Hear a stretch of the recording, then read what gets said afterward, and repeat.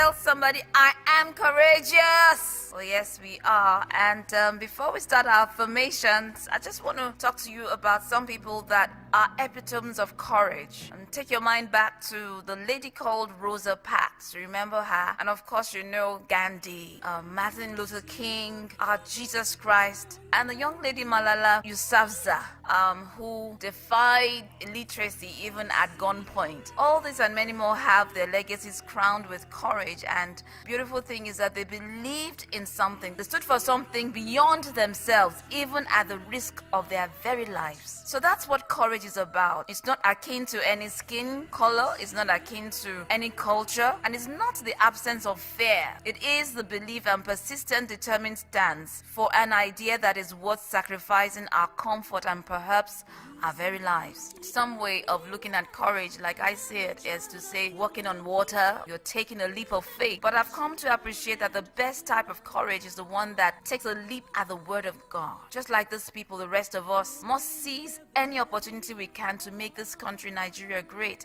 and indeed the world a better place. But you see, it's not just enough to think about starting a course, for ourselves or just to make moves. It's important to, get our mind ready to hold grounds even when the world and circumstances begin to resist our dreams, our vision, or our purpose. Courage is born out of obedience. It's born out of selflessness, brotherhood, and the love for freedom. And that is why Jesus Christ chose to give his life in place of others. You understand that there is a time for brazen move, and there must be a time for restraint. The courageous hunts his kills with confidence, and he heads for a fight ahead. And sometimes he realizes, I simply have to take action, and then learn that as I go on, I begin to understand how life's journey unfolds, because sometimes you really don't have the entire picture before you. You must finish one page before you get to the next page. So that's what courage is about. It causes you to forge ahead in spite of pain and pleasure. Courage is the power to do something that you don't enjoy to get something that is more satisfying at the end. Courage is the will to keep going on during moments of threats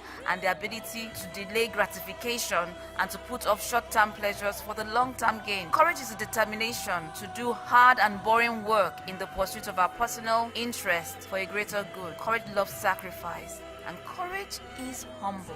It's humble enough to put in the grit and the sweat that comes from the process of doing the right thing. Courage is deciding to stay at home and take care of the children when your friends are working for higher pay, because raising those children is a bigger picture than the credits of Madam CEO. After all, you chose to bring children to the world, didn't you? Yeah, courage is eating that concussion rice or that agege bread when you really feel like eating pizza, Courage is moving to Agege instead of Victoria Island so as to save some money and establish a manufacturing company that provides employment and, helping your family to become financially independent and, have a greater picture for your family in the future. Courage is thinking about small ways to serve our community, our country, instead of deciding that because you're not in the political position that it's not worth trying at all. Courage is deciding to live virtuously, to build character in your life, even when those who lack integrity seem to be the one getting ahead. My people, this courage is Nigeria's firewall against civil and moral decadence. Let us be courageous.